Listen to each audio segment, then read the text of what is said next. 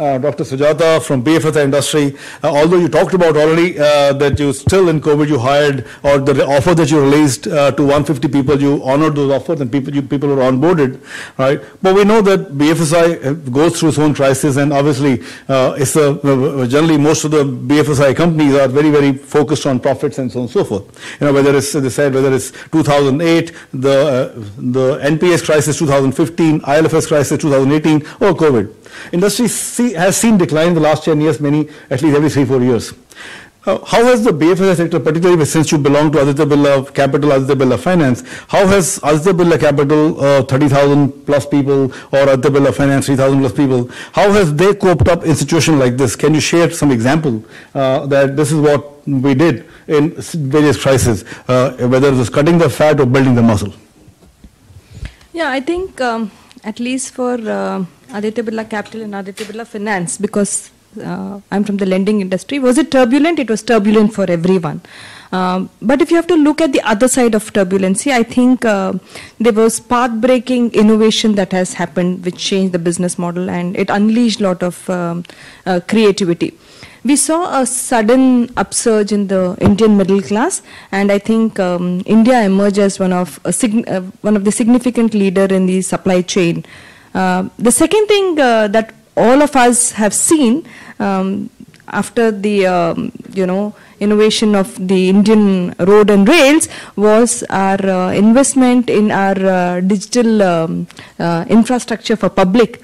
That was one of the biggest assets that we have built, and especially our tech stack. These are the biggest assets that we have built after the roads and railways, I feel. The third, the very most important innovation that has happened in all this, I think, are business models. Be it manufacturing, be it financial services, I think our business model underwent a lot of changes.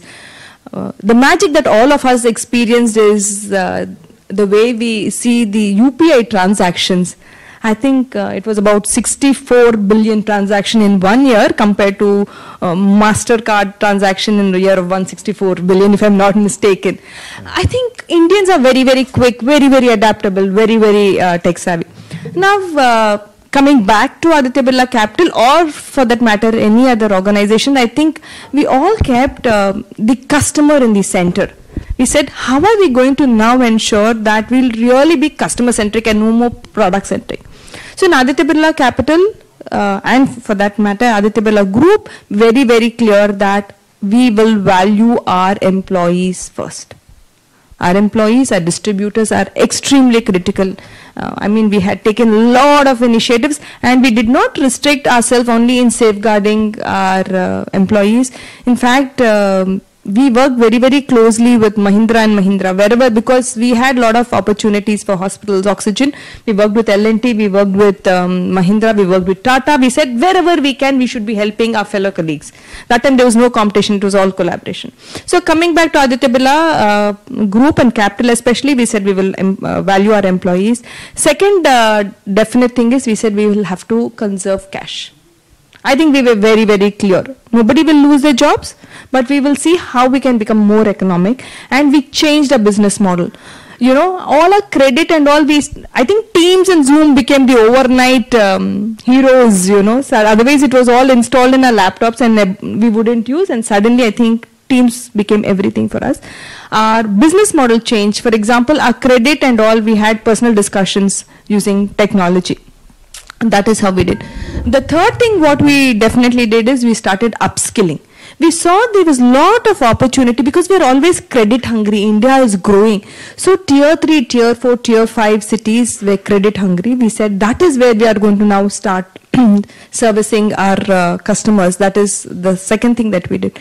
And important thing is, if you have very strong governance, during any crisis, you will also be impacted. I think the impact will be minimal. You will have to go through it. I think, and that is so, because we were fairly very close with our customers, our NPS was, under control. We were in touch with our customers during the toughest time. We said, what else can we do? How else can we collaborate? So the second thing we did was upskilling. So in tier 3, tier 4, we did not go for a siloed approach in our organization structure.